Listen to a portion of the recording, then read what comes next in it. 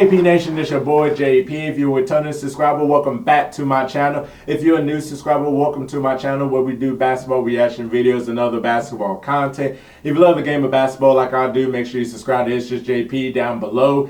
Click notification bell, you know where our next upload is, on the road to 40K. Thank you all so much for tuning in. Today we are reacting to part 2 of the Dream Team documentary. Part 1 was talking about the formation of the Dream Team and how Michael Jordan wasn't going to play until you get like other good players around him.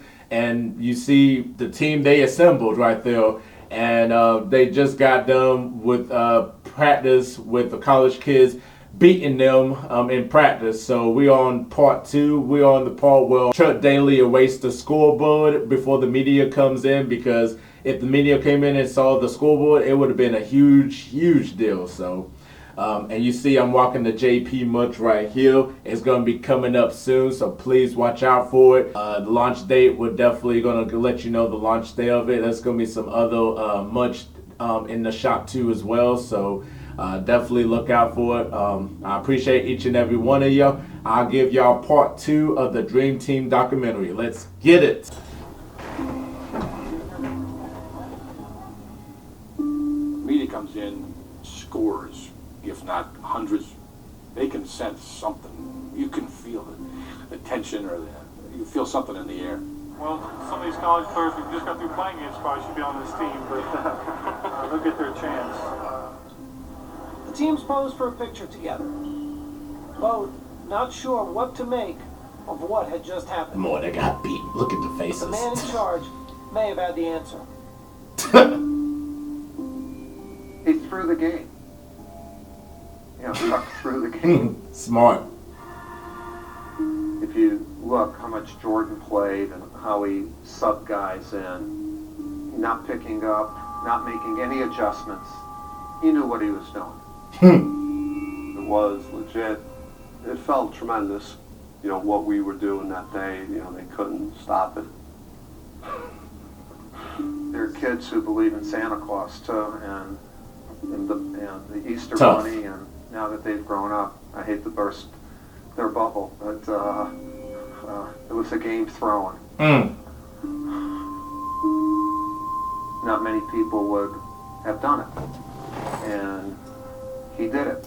That was smart of Chuck Daly's part, because as a coach, and you don't really see your team like buying in and not listening to you, and then not making the adjustments, not being able, it's almost like when you get beat so bad like that, even though you are the best NBA players in the world, you still need a coach to coach you to get you to the next level. And for the college kids to come in and just destroy them just like that, it gets you into a different mindset as an NBA player, on that team, to go ahead and listen to your coach finally. And then when your coach, you'll be like, and then tables will start turning, which eventually that was going to happen right there. So Chuck Daly, very smart coach, one of the best coaches of all time. Rest in peace. It was gratifying to Chuck for us to get our butts beat like that, because now we had to listen to him. From then on, he had a way of just saying, you could lose. After fixing his collars and his hair, his speech was, anybody can get beat, so you got to be ready to play. And I think that's the only speech he ever gave us. The message got across. I mean, Chuck couldn't have been happier, I'm sure. It was brilliant on Chuck's part to be able to orchestrate that and play along like he didn't. Why didn't he tell you guys? We probably would have screwed it up. The next day, training camp ended with a rematch against the college kids. And once play started, everything made sense again. There we go. The tables were turned. We showed them why we are who we are. We pretty much beat them by 100. They couldn't score. And by the way, Jordan played a lot more that next scrimmage. Chris Webber said that it was just, they couldn't do anything. Jamal Mashburn, oof. Before the Dream Team could play in the 1992 Olympics, they had to qualify. The place to do that was Portland, Oregon, and the Tournament of the Americas. It would be the public's first chance to see the NBA stars together in a game, especially Jordan, Bird, and Magic. Daly had asked all three to be team captains, but Jordan had turned him down. I knew how much it meant to both of those guys because they never had the opportunity to play in the Olympics. So I said, you know what, Chuck, don't worry about me. You know, let these old dogs do it. Magic and Bird weren't just the team's oldest players. They were also the most revered. Yeah.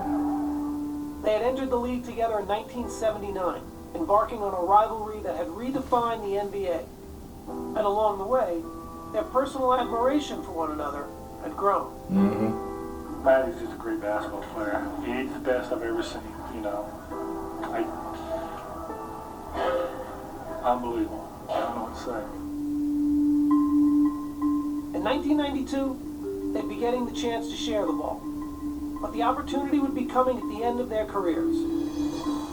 Bird had given his soul to the game. But after so many years, his body was betraying him. Yeah. Had back problems. You just get to the point where you just couldn't play. I mean, you couldn't think, couldn't move, couldn't run. You know, if you can't feel your feet, it's hard to run.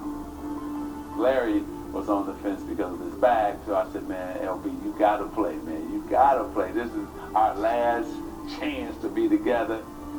Magic would be able to convince his old friend to play. But at the start of the 1991-92 NBA season, he was forced to retire after learning he had the HIV virus. Doctors would eventually clear him to play in the Olympics, though that didn't stop fears from swirling. Mm-hmm. There's a lot of players that really didn't want him to play, didn't want to play with him or against him, because nobody knew what disease meant. Yeah. They said, you get a little blood on you, you got HIV, Mm-hmm. breathe on you, you know. I never bought into that, you know. You just keep going. And that's what Irvin decided to do, just keep pushing, keep going. That's what I love about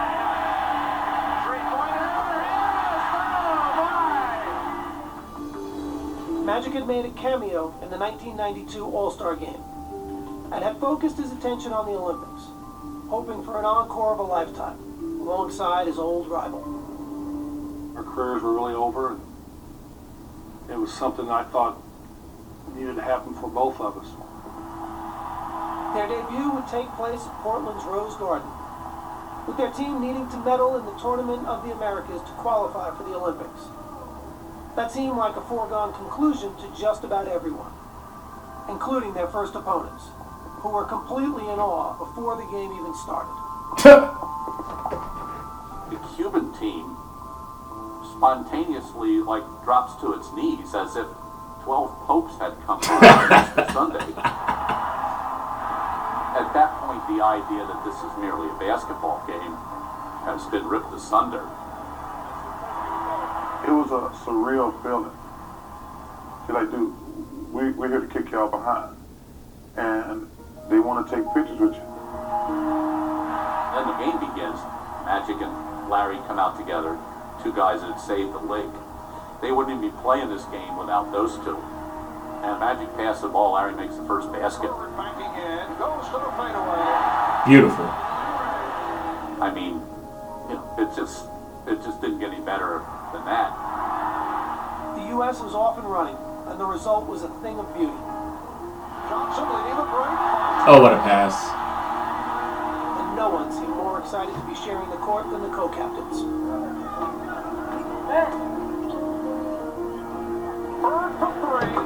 Opening night was a smashing success, with the outcome never in doubt.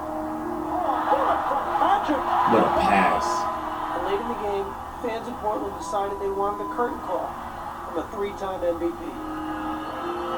The crowd started cheering. Larry, Larry, Larry.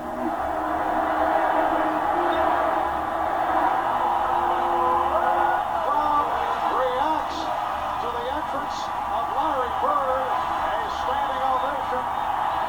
And as he'd done so many other times in his career, Larry Bird rose to the occasion. What a pass by Jordan. Here's Bird. Yes.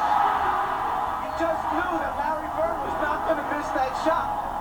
It was a virtually flawless performance. The final margin of victory was 77 points. Wow. And Magic and Bird had led the way, Magic in particular, after a year out of the game, the victory had a special kind of meaning. Even with HIV, never even thinking that I would ever have a chance to play basketball again, and then basketball for the United States, it was therapy for me. And I needed that in the worst way. And then there was the matter of making sure Michael Jordan knew he was back as well.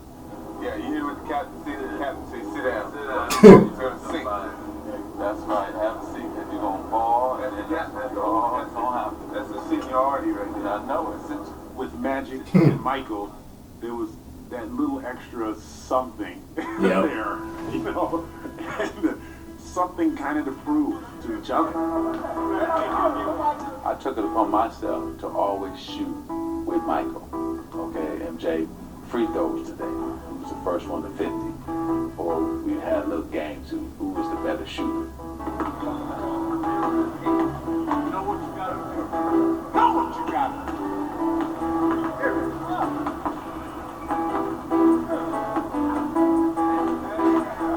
He didn't want to relinquish that control of the 80s, in a sense, even though we were going into the 90s. Don't touch the phone. One hand, don't touch it.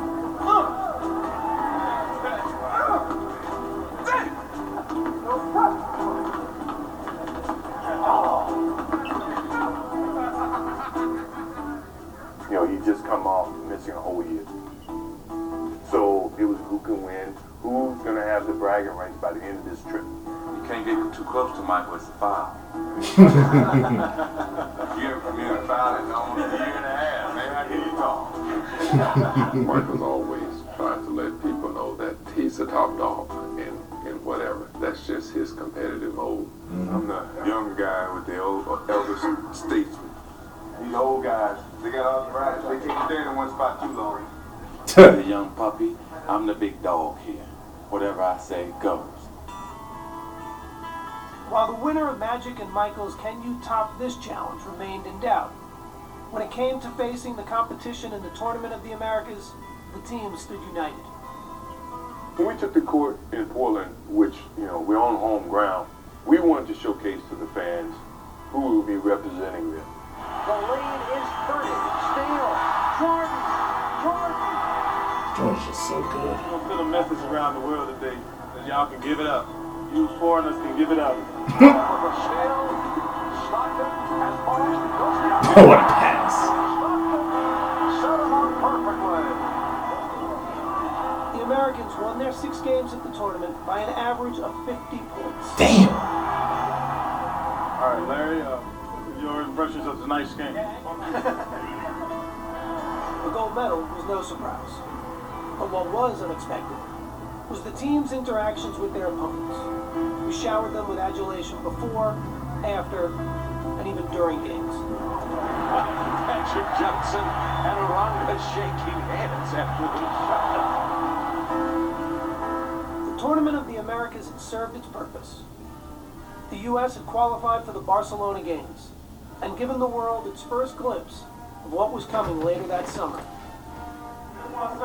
It was just a phenomenon. Like, just gives you a glimpse of what's going to happen in the Olympics. And even in Portland, you seeing the different teams trying to qualify. They want to take pictures with NBA players because the NBA exploded. Magic and Buzz saved the NBA. Michael taking it to another level. It's like, man, like I'm playing in front of people I watch on TV. So like it was just a phenomenon, just a really phenomenon. And then Jordan and Magic, that goes on the whole trip of, because Magic ain't gonna relinquish that he's the best top dog, and he ain't gonna accept Michael as the top dog. So it was just like a battle between them two in terms of like just trying to top one another. The chemistry is just awesome. Still to this day, like whenever they're around each other, that chemistry is just like competitive, but like fun-loving. 50 points. God, dog. Woo! They was not playing. They were not playing, so.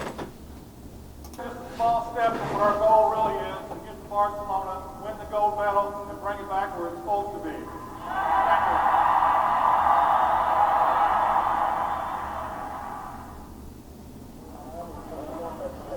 On July 18th, 1992, with the Barcelona Olympics a week away, the U.S. men's basketball team headed overseas.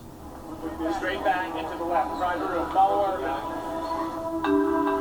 They would hold several days of practice in Monte Carlo and play one more tune-up before heading to the Olympics. The luxurious setting on the Mediterranean Sea was fitting for what already may have been the world's most famous team.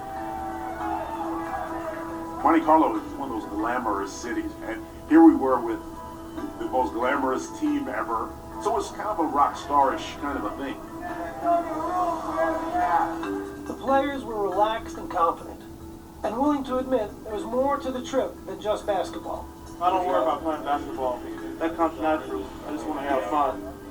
David Robinson, Patrick Ewing, Michael Jordan. This is like spring break in the ghetto.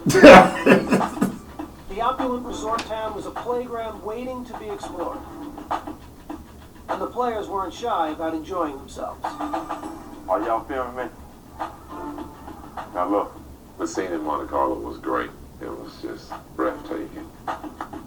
I was down on the beach, just kind of trying to enjoy some of the scenery. Look at this. Paradise. I think every team in the NBA should train here, actually. They need to get a team here. Every day we got back to practice, we made a beeline to the swimming pool because all those girls were laying out topless. I'm going to be in that pool so much in the next 2 days. I think I'm on the swimming team in Barcelona. We're all out there with our significant others, and all these women walking around topless coming, can I have an autograph? So I signed it, and Michael Pop's been telling us, usually you tell everybody no, but because this lady comes over topless, you're going to sign her autograph. My wife looking at me like... The best part about it was Patrick Ewing buying the beer at the pool. You know, $7 a beer, I never heard of that. Of course, Patrick didn't drink, didn't know how much beer was. One thing you don't want to do is drink beer with Larry Bird. Larry Bird drinks Budweiser, which Budweiser is the strongest beer in the world. And my head hurt for like 2 days. They were used to being opponents, but Monte Carlo was proving to be the perfect place to find common ground. I got the coach, that means we get to go first. Michael Jordan enjoys his golf, as did Chuck Daly. I got the coach. I got carte blanche. You know what I mean? Michael and Chuck played almost every single day, if not every day. Come on, Pierre. That make it green, Chuck. Chuck was playing his practice schedule around our golf time. That, to me, was ideal. Play a little bit of basketball, play a little golf, and you're in Monte Carlo. Yeah, it sounds like a basketball. The relationship that a head coach has with his main guy is incredibly important. Chuck's ability to get Michael is amazing because think of how bitter enemies they had to be. Chuck devised a defense that drove Jordan out of his mind. And yet, here they are playing golf together. Jordan could really have unbelievably bad feelings towards Chuck. Chuck understood that, and he embraced them. Chuck, yeah. I mean, I gotta keep this there. Huh? I gotta keep this. Shoot shot me too. I watched that. That was a bonding thing for me and Chuck. Always been a thing that I treasure just as much as being a part of the team. For Jordan, golf was only one part of the whirlwind schedule, which his teammates were discovering was just the way he liked it. What are you doing today, John? You want to see?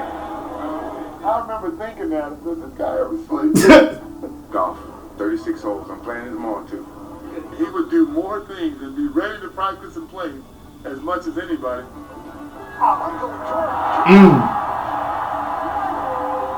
The thing that I remember the most was going out and playing golf with Michael Jordan before a game, and I thought, I'm going to be exhausted tonight.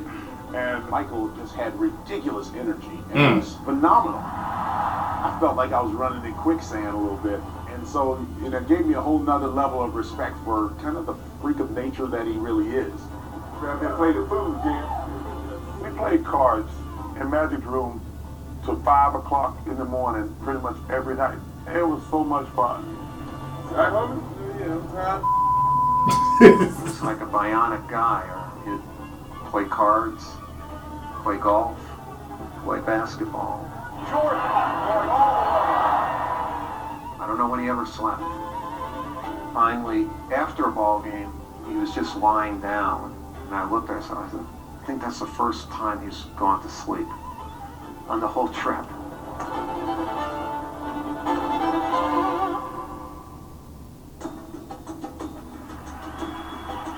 After a few days in Monte Carlo, the players returned to the court for an exhibition against the French national team. Everybody had their eyes on one team. You could feel it. It was just such talent and such incredible skill, and it was just such a pleasure to watch. The Americans won the game easily, even if their performance was far short of seamless. It was a great game. A lot of sloppy passing. I didn't mind any of it. It was a terrible game, and U.S. looked half interested. And so Chuck kind of the next morning in Monte Carlo, even though everybody's a little hungover and tired, had to really kick their butt. Oh man, that was part 2 of the Dream Team documentary.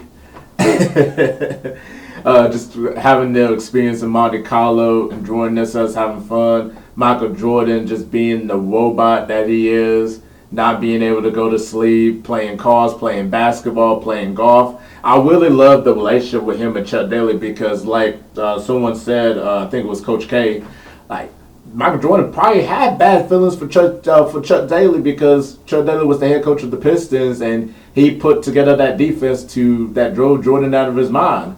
And for them to bond and being able to, for Chuck to make that relationship work with the best player on the team, the guy that he he put down, made the Jordan rules, is just phenomenal. And you can hear Jordan saying that he treasures the most with the relationship with Chuck Daly as them being part of the Olympics.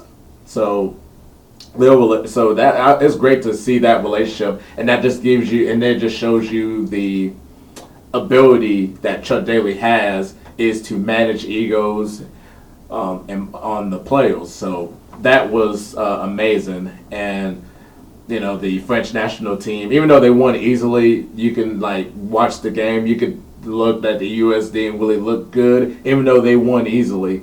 Sloppy passing, so it just felt like it wasn't the US team. So, but yeah, that was a great part 2. Part 3 will be coming up in the works. Definitely comment down below and tell me your thoughts on part 2 of the Dream Team documentary. And then definitely watch out for the munch that's going to be coming up too as well. Let me know what you want me to react to next. Make sure you subscribe to ItzJP for more content. Click the notification bell. You know our next upload is on the road to 40K. Thank you all so much for tuning in. I'm JP, and we out of here. Peace.